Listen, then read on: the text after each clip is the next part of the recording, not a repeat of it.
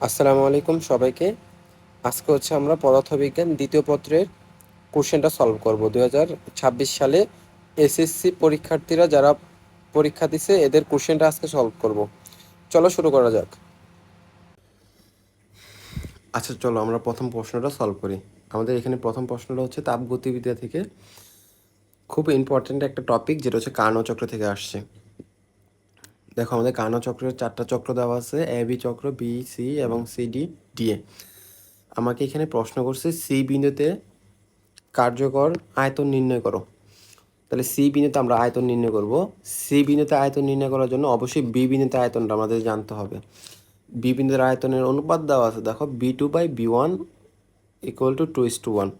তাহলে আমরা প্রথমে গ নম্বর প্রশ্ন যদি সলভ করতে চাই, তাহলে B2 আয়তনটা আগে বের করবো। তাহলে B2/B1 = 2/1। তাহলে এখান থেকে যদি আমরা B2 এর মান বের করতে চাই, B2 এর মান হবে 2 ইন্টু, এবং B1 এর মানটা এই পাশে দেখো দেওয়া আছে 3 × tan inverse 3, 3 × tan inverse 3 metre cube. তাহলে আমাদের B2 এর মান কত আসে এখানে, 6 × tan ইনভার্স 3 মিটার কিউব। তো আমরা প্রথমে B2 এর মানটা বের করে নিলাম।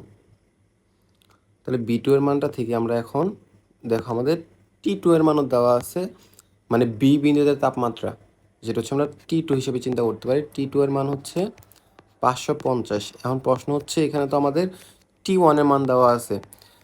আমরা জানি যে এ বি প্রক্রিয়াটা হচ্ছে সমষ্ণ প্রক্রিয়া। যদি সমষ্ণ প্রক্রিয়া হয়ে থাকে তাহলে এ বিন্দুতে তাপমাত্রা এবং বি বিন্দুতে তাপমাত্রা সমান থাকে। সে অনুযায়ী আমরা বলতে পারবো T2 মানে বি বিন্দুতে তাপমাত্রা 550 কেলভিন। পাশাপাশি হচ্ছে আমাদের T3 এর মান দেওয়া আছে। দেখো সি বিন্দুতে তাপমাত্রা আমরা T3 ধরে নিলাম, যেটা হচ্ছে 303 কেলভিন, 330 কেলভিন। তাহলে দুই বিন্দুতে তাপমাত্রা দেওয়া আছে, আমাকে বি বিন্দুতে আয়তন বের করছে এবং সি বিন্দুতে আয়তনটা বের করতে বলছে কোশ্চেনে। তাহলে সি বিন্দুতে আয়তন বের করার জন্য আমাদের বিসি প্রক্রিয়াটা চিন্তা করতে হবে। আমাদের বিসি প্রক্রিয়া হচ্ছে আমাদের রুদ্রতাপীয় প্রক্রিয়া। তাহলে রুদ্রতাপীয় প্রক্রিয়ায় যদি আমরা আয়তন নির্ণয় করতে যাই, আমরা তাপমাত্রা দেওয়া আছে, আয়তন নির্ণয় করার জন্য একটা ফর্মুলা ছিল, যেটা হচ্ছে T2 B2 Γ-1 T3 B3 Γ-1। তাহলে এখান থেকে আমরা B3 এর মানটা বের করব। তাহলে আমরা বিগুলোকে এক পাশে করি এবং টিগুলোকে অন্য পাশে নিয়ে আসি। দেখো আমরা T2/T3 = B3/B2 এর উপর Γ-1। এখন যদি মানগুলো বসে দিই, T2 এর মান হচ্ছে আমাদের 550 এবং T3 এর মানটা হচ্ছে 330 কেলভিন = B3 এর মানটা আমরা বের করব, যেটা সি বিন্দুতে আয়তন, এবং B2 এর মান আমরা এখানে বের করছি 6 × tan ইনভার্স 3।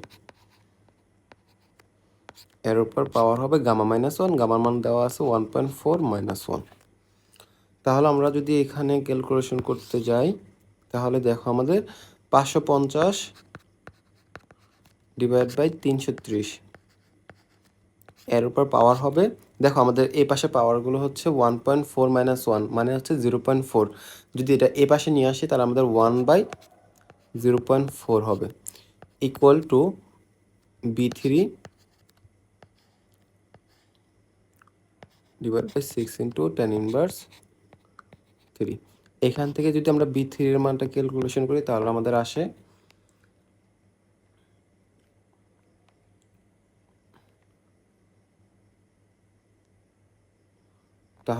এখানে আসবে যে 0.0214 মিটার কিউব। তাহলে আমাদের খুব সহজে আমরা B3 এর আয়তনটা মানে সি বিন্দুতে আয়তন নির্ণয় করে ফেলতে পারছি। আশা করি সবাই বুঝতে পারছো প্রশ্নটা। এরপরে দেখো গহ নম্বর প্রশ্ন আমাদের কি বলছে, এ বি এবং বিসি পর্যায়ে কৃতকাজ সমান হবে কিনা। তাহলে এ বি পর্যায়ে কৃতকাজটা প্রথমে বের করব, পরে হচ্ছে বিসি পর্যায়ে কৃতকাজটা বের করব। আর এ বি পথটা হচ্ছে আমাদের সমষ্ণ প্রক্রিয়া, আর এবং বিসি প্রক্রিয়াটা হচ্ছে রুদ্রতাপীয় প্রক্রিয়া। তাহলে দুই প্রক্রিয়ার জন্য কৃতকাজ বের করব। চলো আমরা গহ নম্বর প্রশ্নটা সলভ করি। গহ নাম্বার হচ্ছে আমরা প্রথমে হচ্ছে এবি প্রক্রিয়ার জন্য কৃতকাজ বের করবো। তাহলে W(AB) এবং এবি প্রক্রিয়াটা ছিল সমষ্ণ প্রক্রিয়া। সমষ্ণ প্রক্রিয়া কৃতকাজ বের করার সূত্র হচ্ছে nRT ln B2/B1। এখানে একটু খেয়াল করো, আমাদের n এর মান দেওয়া আছে হচ্ছে 1 মোল এবং r এর মান 8.31। আর হচ্ছে টি এর মান যদি সমষ্টি প্রক্রিয়ার কথা চিন্তা করি, টি এর মান হচ্ছে 550 কেলভিন। তাহলে লন B2/B1 এবং B2/B1 এর অনুপাতটা দেওয়া আছে 2:1। এখানে যদি আমরা মানগুলো যদি বসায় দেই 1 × 8.31 × 550 ইন্টু লন B2/B1, B2/B1 এর মান হচ্ছে 2:1। তাহলে এখান থেকে যদি আমরা ক্যালকুলেশন করি তাহলে W(AB) পাবো আমরা, W(AB) হচ্ছে 3168.01 জুল।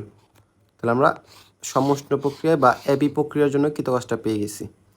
এখন হচ্ছে আমরা বিসি পর্যায়ের জন্য কৃতকাজটা বের করব। তাহলে বিসি পর্যায়টা হচ্ছে আমাদের রুদ্ধতাপীয় প্রক্রিয়া। তাহলে W(of) যদি বিসি বের করতে চাই, তাহলে রুদ্ধতাপীয় প্রক্রিয়া কৃতকাজ বের করার সূত্র হচ্ছে N, আর এখানে তাপমাত্রা চেঞ্জ হয়। তাহলে আমরা লিখতে পারি T2 - T1। আর সূত্র মনে রাখার জন্য নিচে কি হবে, যেহেতু আমরা শেষে লিখছি T1, তাহলে এখানে 1 - গামা লিখে দিব। এখন যদি আমরা মানগুলো বসায় দিই এখানে, তাহলে N এর মান হচ্ছে 1, আর এর মান হচ্ছে 8.31 ইন্টু এখানে T2 এর মান হচ্ছে 330 কেলভিন মাইনাস T1 এর মান হচ্ছে 550 ডিভাইড বাই 1 - গামা মানে 1.4, এখানে 1.4। এখানে যদি আমরা মানগুলো বসাই ক্যালকুলেটরে তাহলে আমাদের আসে 4570.5 জুল। এটা হচ্ছে W(BC). তাহলে আমরা প্রশ্নে আমাদেরকে বলছিল যে এবি পর্যায়ে এবং বিসি পর্যায়ে কৃতকাজ সমান হবে কিনা। তাহলে আমরা এখানে লক্ষ্য করতে পারতেছি যে এবি পর্যায়ে এবং বিসি পর্যায়ে কৃতকাজটা কী হবে না, সমান হবে না, মানে সমষ্টি প্রক্রিয়া এবং রুদ্ধতাপীয় প্রক্রিয়ায় কৃতকাজ সমান পাবো না। সুতরাং আমরা বলতে পারি যে W(AB) নট ইকুয়াল W(BC). আশা করি বুঝতে পারছো ম্যাথটা।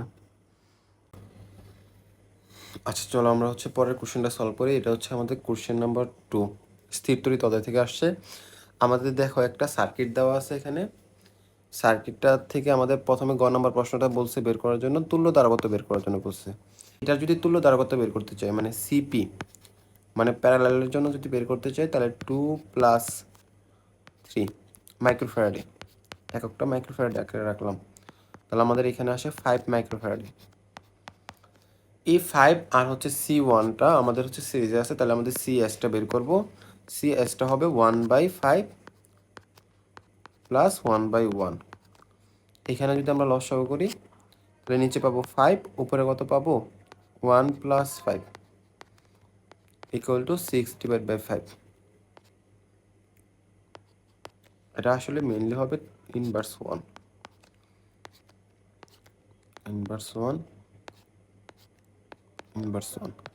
= আমাদের 5/6 এত মাইক্রোফ্যারাড। তার মধ্যে গ নাম্বারটা আনসার শেষ। খুবই সহজ একটা প্রশ্ন ছিল গ নাম্বারটা, তাহলে আমরা ইজিলি করে ফেলতে পারছি এটা। এখন চলো আমরা গ নাম্বার প্রশ্নটা সলভ করি। দেখো গ নাম্বার প্রশ্নের মধ্যে বলছে C1 এবং C3 ধারক দুটির মধ্যে কোনটিতে সঞ্চিত শক্তির পরিমাণ বেশি হবে আর কি। আমরা গ নাম্বার যদি সলভ করতে যাই, এখানে দেখো C1 এর মধ্যে যদি আমরা ধারকত্ব মানে সঞ্চিত শক্তি বের করতে চাই, তাহলে আমাদের সঞ্চিত শক্তি সূত্র হচ্ছে U = ½ আমরা 1 এর জন্য বের করব, তাহলে C1B², ½ C1B1²। মানে এই 1 এর মধ্যে কতটুকু ভোল্টেজ ড্রপ হচ্ছে এটা হচ্ছে B1, এবং C1টা হচ্ছে আমাদের প্রথম ধারকত্বটা আর কি, মানে C1 ধারকত্বটা। এবং U2টা যদি বের করতে চাই তাহলে আমাদের সূত্র হবে ½ C2B2²। তাহলে আমাদের এখানে একটু খেয়াল করো যে আমাদের এখানে হচ্ছে C1 হচ্ছে ধরো আমাদের ধারকত্ব হচ্ছে এটা C1, এবং ওই দুইটার তুল্য ধারকত্ব হচ্ছে এটা হচ্ছে আমাদের C2 হিসেবে চিন্তা করতেছি, আর এখানে একটা ব্যাটারি লাগানো আছিল। এটা হচ্ছে C1, এটা হচ্ছে C2। C1 এর মান হচ্ছে 1 মাইক্রোফ্যারাডে এবং C2 এর মানটা হচ্ছে 5 মাইক্রোফ্যারাডে। তাহলে আমাদের এখানে ভোল্টেজ দেওয়া ছিল 12 ভোল্ট। তাহলে আমরা এখান থেকে যদি C1 এর মধ্যে কতটুকু ভোল্টেজ ড্রপ হবে সেটা যদি বের করতে চাই, এগুলো হচ্ছে শ্রেণীতে আছে, শ্রেণীতে থাকলে আমাদের চার্জের মান সমান হয়, এবং চার্জ সমান Q = আমরা কি জানি বলো তো, আমরা হচ্ছে C = Q/B জানি। তাহলে আমরা Q = CB লিখতে পারবো। তাহলে C1B1 = সি ইন্টু বি। তাহলে আমরা B1টা বের করতে যাচ্ছি। তাহলে B1টা হবে আমাদের টোটাল সি হচ্ছে 5/6 ইন্টু টোটাল ভোল্টেজ হচ্ছে 12 ভোল্ট ডিভাইড বাই C1 দ্বারা ভাগ করবো, মানে 1। তাহলে এটা কাটলে আমাদের হচ্ছে 2, এখানে আসে হচ্ছে 10 ভোল্ট। তাহলে B1-এর মান আমরা পাচ্ছি হচ্ছে 10 ভোল্ট। তাহলে আমরা U1টা বের করতে পারবো। U1টা হচ্ছে হাফ C1টা হচ্ছে 1 ইন্টু 10⁻6 ইন্টু বিটার মান হচ্ছে 10 ভোল্ট, তাহলে 10 স্কোয়ার। তাহলে আমরা এখান থেকে মানটা যদি বের করি তাহলে 5 ইন্টু 10⁻5 জুল আসে আর কি। তাহলে U1-এর মান পেয়ে গেছি। এখন হচ্ছে আমরা U2-এর মানটা বের করবো আর কি। তাহলে আমরা U2-এর মানটা কীভাবে বের করবো? তাহলে আমাদের লাগবে হচ্ছে C2-এর মানটা, মানে না এখানে C3 হবে মেনলি, মানে 3 নাম্বার দ্বারা কতটা। তাহলে অবশ্যই আমাদের এখানে কতটুকু চার্জ প্রবাহিত হতেছে সেটা জানতে হবে আর কি। যেহেতু আমাদের C1-এর মধ্যে ভোল্টেজ ড্রপ হচ্ছে 10 ভোল্ট, তাহলে অবশ্যই এই দুই প্রান্তে ভোল্টেজ ড্রপ হচ্ছে আমাদের কত ভোল্ট? 2 ভোল্ট। যেহেতু এখানে মোট 12 ভোল্ট ছিল, তাহলে এই দুই প্রান্তের ভোল্টেজ যদি 2 ভোল্ট হয় তাহলে আমাদের ভোল্টেজ কত আমি বলতে পারি। তাহলে C3-এর মধ্যে ভোল্টেজ হচ্ছে 2 ভোল্ট। C3-এর মধ্যে যদি 2 ভোল্ট হয় তাহলে আমরা U2-এর মানটা বের করতে পারবো হাফ ইন্টু C3-এর মান হচ্ছে 3 ইন্টু 10⁻6 ইন্টু 2 ভোল্ট, মানে 2 স্কোয়ার। কেমনে বলছি? আমরা 12 ভোল্টের মধ্যে এই C1-এর মধ্যে হচ্ছে 10 ভোল্ট চলে গেছে, তাহলে বাকি আছে 2 ভোল্ট। এই 2 ভোল্ট হচ্ছে এই দুই প্রান্তে ভোল্টেজ, এই জন্য আমরা 2 লিখতে পারতেছি। তাহলে এখান থেকে যদি আমরা মানটা বের করি তাহলে আমাদের আছে 6 ইন্টু 10⁻6 জুল। তাহলে আমাদের কোনটাতে শক্তির পরিমাণ বেশি হচ্ছে? U2-এর মান পাইছি। আর হচ্ছে দেখো তাহলে আমাদের 6 ইন্টু 10⁻6টা এখানে হচ্ছে C3-এর মধ্যে সঞ্চিত শক্তির পরিমাণ অধিক পাওয়া যাচ্ছে আর কি। আশা করি ম্যাথটা খুব সহজে বুঝতে পারছো। চলো আমরা পরের ম্যাথে চলে যাই। চলো আমরা হচ্ছে 3 নাম্বার কোশ্চেনটা সলভ করি। আমাদের 3 নাম্বার প্রশ্নের মধ্যে দেখো আমাদের একটা প্রশ্ন, আমাদের একটা মৌল দেওয়া আছে, যে মৌলের অর্ধায়ু দেওয়া আছে হচ্ছে এখানে T1/2-এর মান দেওয়া আছে 3.8 এবং ক শিক্ষার্থী উক্ত মৌলের 82% ক্ষয় হতে কত সময় লাগবে তা পর্যবেক্ষণ করেছিল। এই পর্যবেক্ষণ কালটা বের করতে বলছে, মানে T-এর মান বের করব। তাহলে 82% ক্ষয় হতে কতটুকু সময় লাগবে সেই সময়টা বের করার জন্য আমাদের অবশ্যই সূত্র বসাতে হবে n = n0 e⁻λT। তাহলে আমাদের এখানে ল্যামডাটা হচ্ছে আমাদের অবক্ষয় ধ্রুবক। আমরা প্রথমে হচ্ছে অর্ধায়ু থেকে অবক্ষয় ধ্রুবকটা বের করে নিব। আমরা অর্ধায়ু সমান আমরা জানি হচ্ছে T1/2 হচ্ছে ln 2/λ। তাহলে এখান থেকে যদি ল্যামডার মানটা বের করতে চাই তাহলে ln 2 / 3.8। তাহলে এখান থেকে আমরা ল্যামডার মানটা পাবো হচ্ছে 0.18 পার ডে হবে আর কি।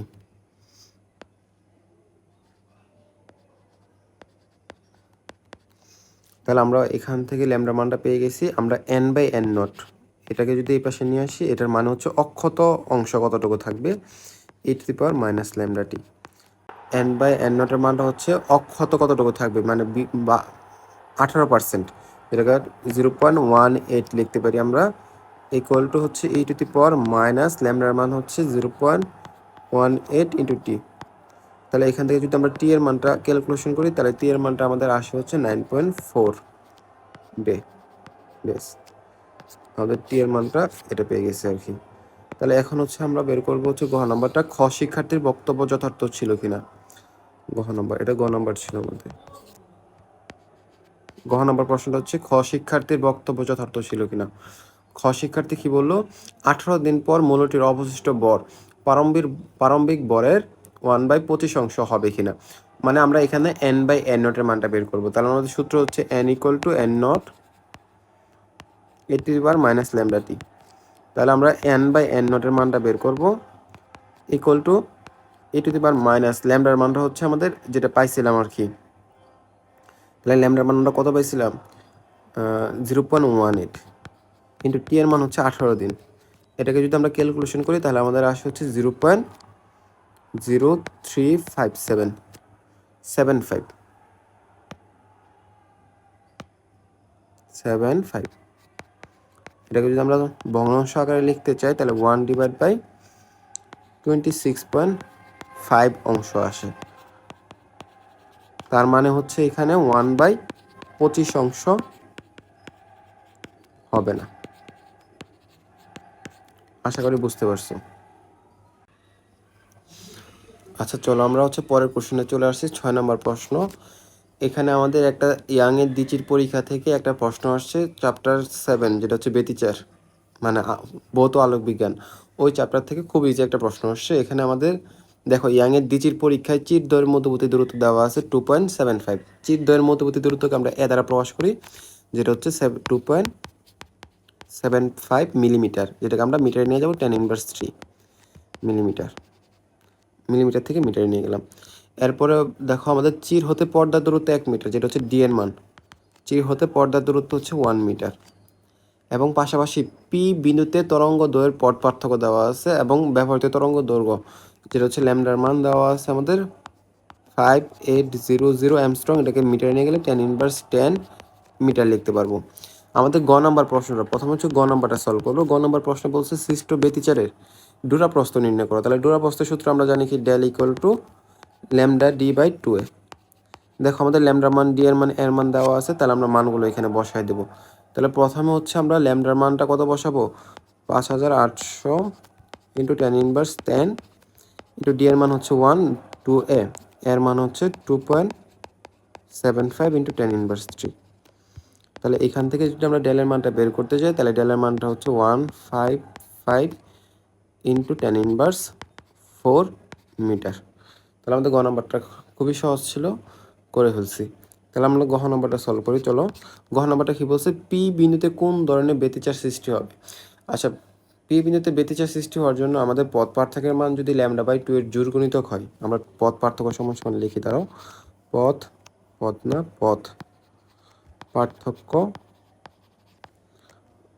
পার্থক্য যদি λ/2 এর জোড় গুণিতক হয় তাহলে আমাদের উজ্জ্বল ডোরা সৃষ্টি হয়।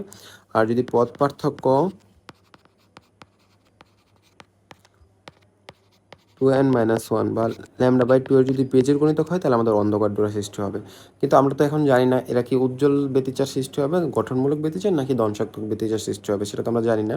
সেজন্য 2n এবং 2n-1 মানে এটাকে আমরা অন্য চলক দ্বারা প্রকাশ করবো আর কি। ধরো আমরা লিখতে পারি পথ পার্থক্য ইকুয়াল টু পি λ/2, যেখানে পিটা হচ্ছে আমাদের অন্য মানে চলক, যেটা হচ্ছে জোড় হতে পারে বেজোড় হতে পারে। এখন পি এর মানটা বের করে দেখবো জোড় আসে নাকি বেজোড় আসে। যদি জোড় আসে তাহলে আমরা বলতে পারবো গঠনমূলক ব্যতিচার, আর যদি পি এর মানটা বেজোড় আসে তাহলে দংশাত্মক ব্যতিচার। দেখো আমাদের পথ পার্থক্যের মান দেওয়া আছে 2.1 ইন্টু 10⁻6, এটা 10⁻6 হবে। তাহলে 2.1 ইন্টু 10⁻6 ইকুয়াল টু পি।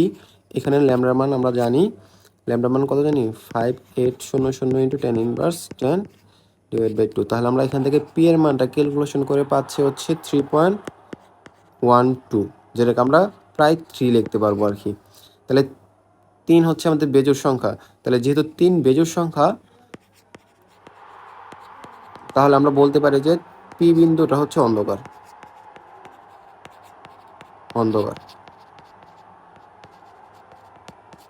তাহলে আমরা আশা করি বুঝতে পারছি।